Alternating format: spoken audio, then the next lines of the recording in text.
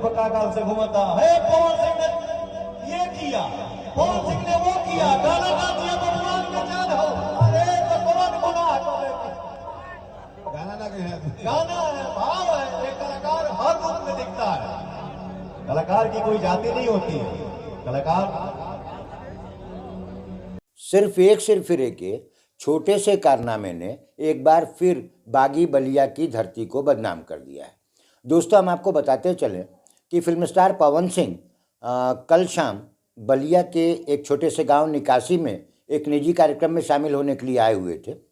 कार्यक्रम चल ही रहा था, लाखों प्रशंसक उनके साथ थे जो कि गीत और संगीत का आनंद ले रहे थे। हजारों की मात्रा में वहाँ पुलिस सुरक्षा व्यवस्था में लगी हुई थी। इसी बीच कार्यक्रम चलते चलते किसी सिरफिरे ने एक पत्थर उछाल करके मारा और वो पवन सिंह के सिर में जा लगा।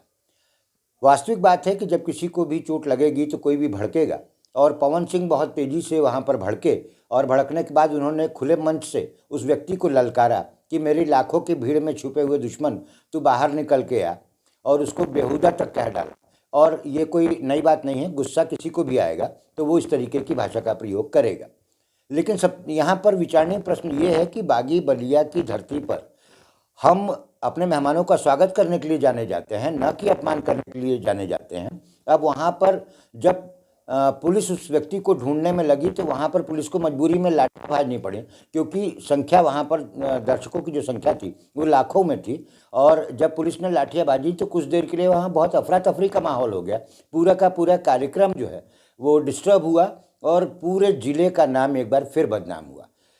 इसलिए मैं एक बार फिर शब्द का प्रयोग कर रहा हूँ, क्योंकि कुछ दिनों पहले परिवार न्यायालय बलिया में जब पवन सिंह आए हुए थे, उनका अपनी पत्नी ज्योति सिंह के साथ तलाक का मामला अदालत में चल रहा था, वहाँ पर भी कुछ लोगों ने उनके साथ अभद्रता की थी।